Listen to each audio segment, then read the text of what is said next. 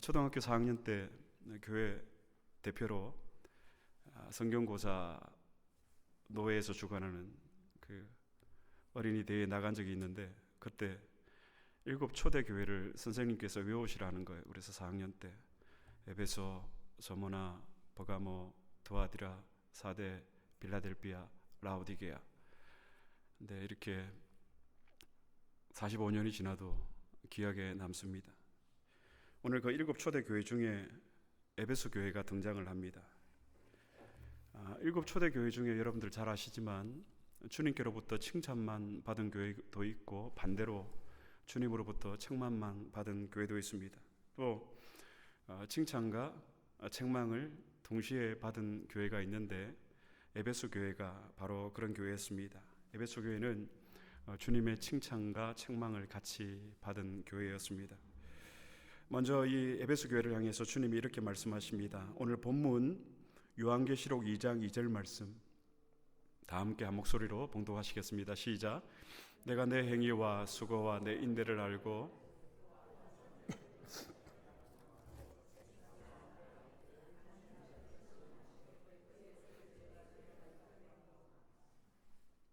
에베소 교회를 향한 주님의 칭찬입니다. 먼저 주님이 에베소 교회를 향해서 칭찬하십니다. 내가 내 행위와 수고를 안다. 여기 행위는 행함입니다. 오늘날 대부분의 교회와 교인들이 행함이 없는 것 같습니다. 그러나 에베소 교회는 행함이 있는, 열심히 있는 교회였습니다. 내가 내 행위와 수고를 알고, 그리고 에베소 교회는 노력하는 교회였습니다. 육체적으로 희생을 감당하는 교회였고 태만한 교회가 아니었습니다. 현대 교인들은 이제 점점 더 교회를 위해서, 그리고 우리의 공동체를 위해서 수고하려고 하지 않는 것 같습니다. 주일 예배만 마치면 성도로서의 모든 책임과 의무가 다했다라고 생각을 하는 것 같습니다. 그런데 에베소 교회는 행함이 있는 교회였고 수고가 있는 교회였습니다. 그렇게 행함이 있고 수고가 있으므로 에베소 교회는 주님으로부터 칭찬을 받았습니다. 계속해서 주님이 에베소 교회를 칭찬하시는 내용은 내 행위와 수고를 알고, 그 다음에 내 인내를 알고, 두 번째 우리 주님이 에베소 교회를 향해서 칭찬하시는 내용입니다. 세상의 모든 교회가 그러하듯이 에베소 교회도 많은 어려움이 있었습니다. 이단으로부터 위협도 있었고 외부의 박해도 있었습니다. 그런데 에베소 교회는 인내하는 교회였습니다. 무엇보다도 주님을 위해서 오래 참고 견디는 교회가 에베소 교회였습니다. 사실 저는 이런 교회를 꿈꾸고 있습니다. 오래전부터 저는 이런 교회를 꿈꿔왔습니다. 여러분은 이런 교회를 보신 적이 있습니까? 내가 내 행위와 수고를 알고 내 인내를 알고. 그런데 여러분, 주님의 칭찬은 여기서 그치지 않습니다. 2절 중반절에 보면 또 악한 자들을 용납하지 아니한 것과, 또 악한 자들을 용납하지 아니한 것과, 행위와 수고와 인내가 있었지만 거기에 더해서 에베소 교회는 악한 자들을 용납하지 아니했습니다. 그런데 주님이 그것을 칭찬해 주셨습니다.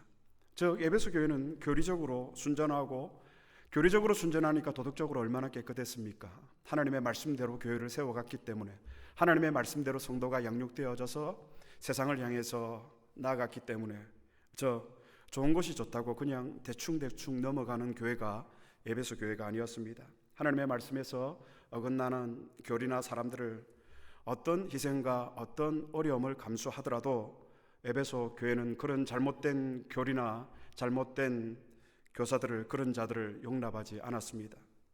그런데 에베소 교회가 왜 그렇게 했을까요, 여러분? 그리스도가 머리 되시는 교회의 순결을 지키기 위해서 에베소 교회는 악한 자들을 용납하지 아니했습니다. 첫 번째로 내 행위와 수고를 알고, 두 번째로 내 인내를 알고, 세 번째로 악한 자들을 용납하지 않은 것을 내가 알고. 에베소 교회를 향한 주님의 칭찬입니다. 그런데 여러분, 그 위에 더 뛰어난 장점이 에베소 교회에 또 있었습니다. 2절에 계속해서 보면 또 악한 자들을 용납하지 아니한 것과 자칭 사도라 하되 아닌 자들을 시험하여 그의 거짓된 것을 네가 드러낸 것과 자칭 사도라 하는 자들의 그 거짓된 것을 에베소 교회가 드러내고 에베소 교회 당시 교회 안에 가만히 들어온 거짓 교사들이 있었습니다. 그들은 잘못된 교리로 성경이 아닌 다른 자신들의 교리를 가지고 이단을 만들어서 여기저기 돌아다니면서 잘못된 바르지 못한 교훈을 가르치고 교회를 어지럽혔습니다. 그래서 교회 안에 많은 사람들이 여기에 미혹되었고 거짓 교훈에 미혹된 어리석은 사람들은 예수님을 부인하고 말씀을 부인하고 이단의 가르침을 따랐습니다. 그러나 에베소 교회는 오직 성경의 가르침과 다른 내용을 전하고 가르치는 사람이 있을 때에 이것은 아니다라고 분별할 수 있는 하나님의 말씀에 대한 지식과 그런 분별력이 있었습니다. 어떠한 희생이 따르더라도 거짓된 교훈과 잘못된 말씀의 교훈을 가르치고 전하는 이 거짓 선생들을 에베소 교회는 만천하에 다 드러내었습니다. 왜 에베소 교회가 이렇게 싸웠을까요? 이것은 에베소 교회의 순결성뿐만이 아니라 그 지역에 있는 다른 교회의 순결성까지 에베소 교회가 보호했다라는 것입니다. 저는 말씀을 준비하면서 우리 안디옥 교회가 이 시카고 교회의 순결성을 책임질 수 있는 우리 안디옥 교회가 되기를 축복합니다. 에베소 교회가 다른 교회의 순결성까지 위해서 싸우고 교회의 순결성을 보호했습니다. 그러니 여러분, 에베소 교회는 용기 있는 교회, 하나님의 말씀에 대한 충만한 지식을 가지고 있는 교회가 에베소 교회였습니다. 우리 교회가 이런 에베소 교회가 되기를 바랍니다. 그런데 여기 한 걸음 더 나아가서 주님은 또 에베소 교회를 칭찬하십니다. 3절 말씀, 오늘 본문 3절의 말씀 다 같이 봉독하시겠습니다. 또 내가 참고 내 이름을 위하여 견디고 게으르지 아니하는 것을 아노라. 또 내가 참고 내 이름을 위하여 견디고. 주님은 2절에서 칭찬하셨던 이 내용을 3절에서 반복하고 계십니다.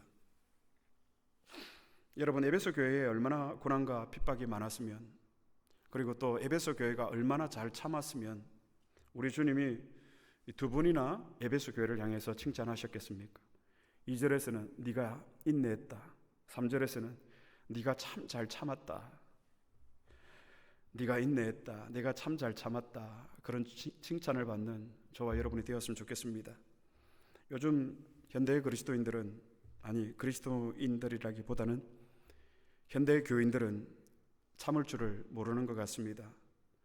하나님이 사명을 주셨는데도 불구하고 내가 조금만 기분이 나쁘면 다 집어치워버리는 시대인 것 같습니다. 왜 그렇게 되었을까? 그런데 이게 평신도들만의 문제는 아닌 것 같습니다. 심지어 저를 비롯한 목회자들까지도 그렇습니다. 마음이 상하고 기분이 나쁘면 이 사명을 집어치우거나 내려 포기합니다. 왜 이럴까요, 여러분? 제가 볼 때 그 이유는 그 사람이 평신도이든 목회자이든 그 사람이 하나님으로부터 사명을 받지 못했을가 아니라 하나님으로부터 사명은 받았지만 인내가 부족해서 그렇다라는 것입니다. 그런데 에베소 교회는 참는 데 있어서는 정말 자신을 드리면서까지 잘 참았던 교회가 에베소 교회였습니다. 여러분, 인내하시길 바랍니다. 잘 참으시기를 바랍니다. 잘 견뎌내시기를 바랍니다. 그런데 에베소 교회가 그렇게 잘 인내하고 참고 견뎌낸 이유가 무엇일까요, 여러분? 다시 3절에 보면 또 내가 참고 내 이름을 위하여 견디고. 누구의 이름을 위하여? 내 이름을 위하여 견디고. 에베소 교회가 참고 인내하고 견딘 이유는 무엇입니까? 단 한 가지입니다. 내 이름을 위하여 너희가 견디고. 에베소 교회 교인들의 인내는 목적 없는 인내가 아니었습니다. 목적 없는 견딤이 아니었습니다. 내 이름을 위하여 너희가 견디고. 그들의 관심은 오로지 주님의 이름의 영광에 있었다라는 사실을 우리는 기억을 해야 됩니다. 우리가 인내하고 우리가 참고 우리가 견뎌야 하는 이유는 무엇입니까? 주님 때문이에요. 주님 때문에. 자신들은 핍박을 당하고 자녀들도 고통을 당하고 교회가 많은 시련과 환난을 당해도 예수의 이름이 그들의 마음속에 새겨져 있었습니다. 우리의 마음에 이 주님의 이름이 새겨져 있기를 축복합니다. 그래서 여러분 인내하시고 참으시고 견뎌내시기를 그리스도 이름으로 축복합니다. 우리의 견뎌냄의 이유는 다른 것이 아닙니다, 여러분. 우리의 성격이 잘 참고 인내하고 온유하고 성품이 좋아서 우리가 인내하고 참고 견디는 것이 아니라 주님의 그 이름이 우리의 마음에 새겨져 있기 때문에, 우리의 양심에 새겨져 있기 때문에 우리가 인내하고 참고 견뎌내는 것입니다. 마음이 상하고 기분이 나빠서 하나님의 일을 그만두는 사람들을 종종 보게 됩니다. 저는 여러분께 묻고 싶습니다. 여러분을 기분 나쁘게 하는 그 사람이 여러분에게 사명을 주었습니까? 만약 우리의 사명이 여러분 그 사람으로부터 온 것이라면 그 사람 때문에 내가 그만둘 수 있고 그 사람 때문에 그 사명도 우리는 집어치울 수가 있습니다. 그런데 가슴에 한번 가만히 손을 얹고 한번 생각해 보시기를 바랍니다. 우리에게 사명을 주신 분은 누구이십니까? 우리 주님이십니다. 그러므로 우리가 인내하고 참고 견디는 것은 그 사람이 이해되어서가 아니라 그 사람이 나를 칭찬하고 인정해 줘서 내가 참고 견디고 인내하는 것이 아니라 주님을 보고 참는 거예요. 주님을 보고 인내하고 주님을 보고 견디는 겁니다. 혹 사람들이 그걸 몰라줘도 상관없습니다. 왜냐하면 주님 때문에 우리가 인내하는 것이기 때문에. 그러므로 여러분, 사명자는 절대로 사람 앞에서 주눅들거나 쫄거나 눈물을 보이지 않습니다. 사명자는 오직 하나님 앞에서 눈물을 보이고, 그리고 하나님으로부터 주어지는 그 위로와 힘으로 모든 것을 참고 견디고 인내합니다. 에베소 교회가 그런 교회였습니다. 이런 교회가 또 있을까요, 여러분? 정말 이런 교회를 우리가 한번 꿈꿔봤으면 좋겠습니다. 그런데 예수님은 에베소 교회를 향해서 마지막으로 한 가지 더 칭찬을 하십니다. 3절 하반절에 보니까 네가 게으르지 아니한 것을 내가 안다. 게으르지 아니한 것을 내가 안다. 되게 옳고 그름을 따지기를 좋아하는 사람들이 여러분 상대적으로 자신을 바쳐서 자신을 불태우는 일에는 게으릅니다. 그런데 에베소 교회는 옳고 그름을 정확하게 분별하고 판단하는 교회였을 뿐만이 아니라 게으르지 않는 교회가 에베소 교회였습니다. 뜨거운 마음을 가지고 하나님과 이웃을 사랑하고 섬기는 교회가 에베소 교회였습니다. 이 정도면 정말 괜찮은 교회 아닙니까? 어디 내놔도 손색이 없는 자랑스러운 교회가 에베소 교회였습니다. 그런데 4절에서 반전이 일어납니다. 오늘 본문 요한계시록 2장 4절의 말씀 다 같이 봉독하시겠습니다. 시작. 그러나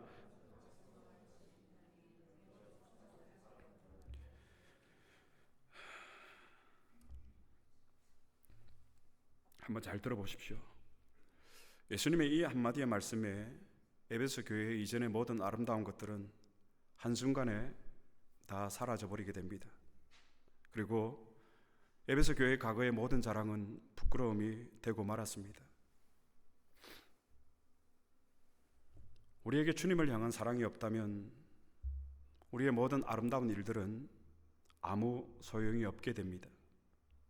우리가 아무리 행함이 있고 수고하고 애쓰고 인내하고 거짓 선생들을 드러내고 거짓 사도들을 드러내고 교회의 순결성을 지키고 게으르지 아니하고 악한 자들을 용납하지 아니한다 할지라도 주님을 향한 사랑이 우리의 마음에 없으면, 아무리 우리가 수고하고 애쓰고 용기를 가지고 바른 길을 간다고 할지라도 우리의 마음에 하나님을 향한 처음 사랑이 없으면 무슨 소용이 있을지 진지하게 한번 생각해 보시기 바랍니다.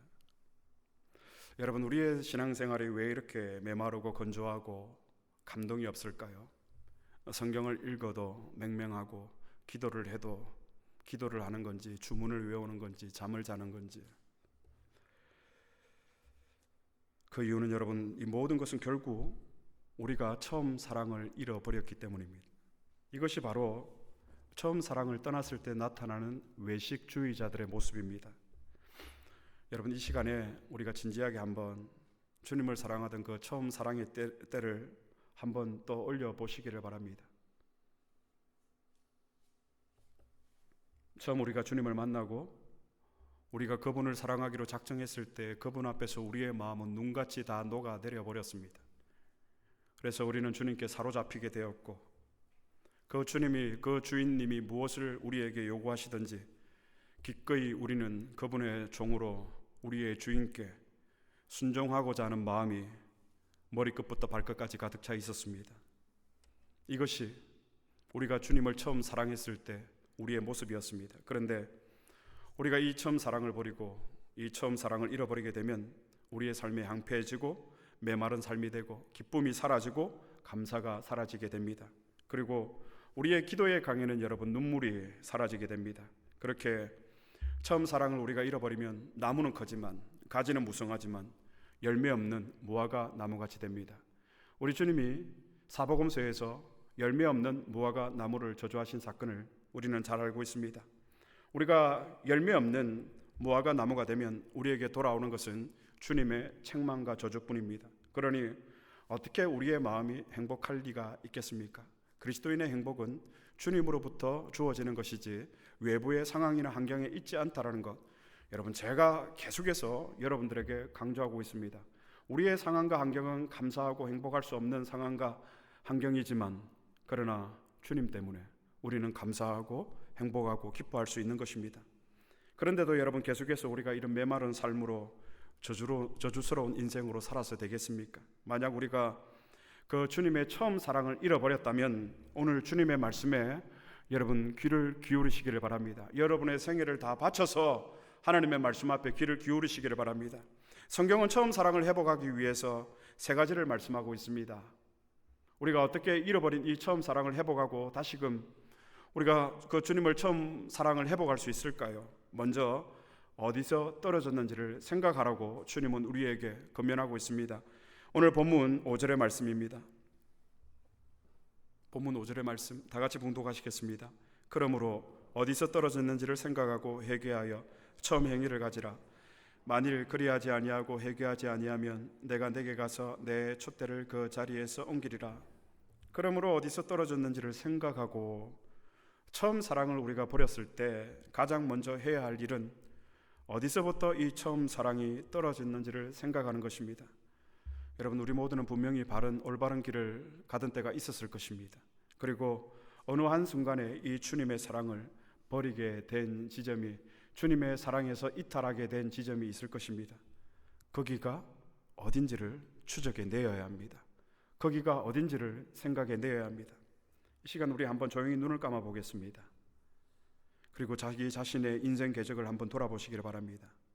하나님을 뜨겁게 사랑하던 그 마음이 언제 어느 지점에서 변질되어서 내가 미끄러지게 되었는지를 생각하시기를 바랍니다. 나는 지금이 처음 사랑했대요 목사님 하시는 분이 있을지 모르겠지만 내가 처음 사랑을 버린 것 같다라고 여겨주시는 분은 곰곰이 진지하게 이 처음 사랑이 어디서 변질되었고 어디서 떨어졌는지를 지금 이 시간에 한번 생각해 보시기를 바랍니다. 추적해 보시기를 바랍니다.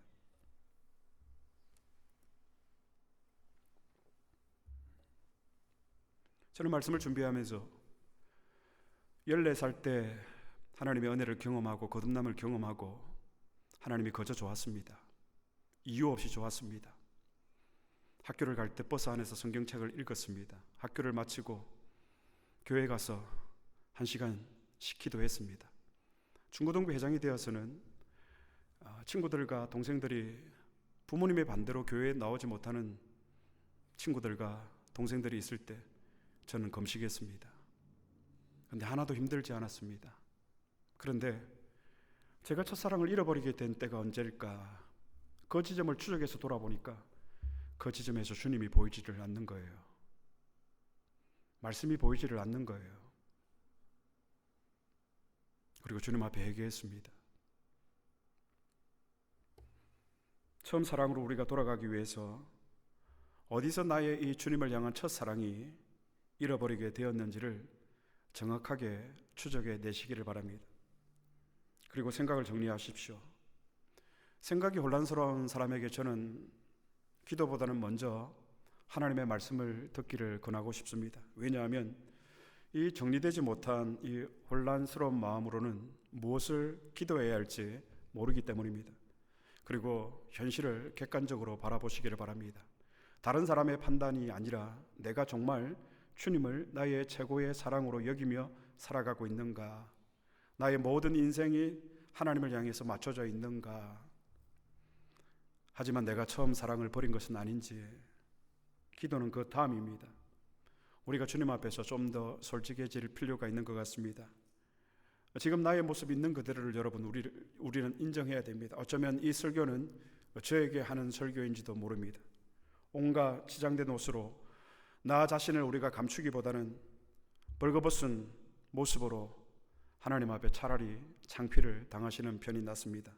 사람 앞에 창피를 당하는 편보다는 하나님 편에 창피를 당하는 것이 훨씬 더 낫습니다. 그리고 우리가 이 처음 사랑을 다시 회복해야 됩니다. 그러면 우리가 하나님 앞에 창피를 당한다 할지라도 오히려 이것이 우리의 인생의 소망이요 희망이 될 줄로 믿습니다. 여러분, 악인은 어떤 사람일까요?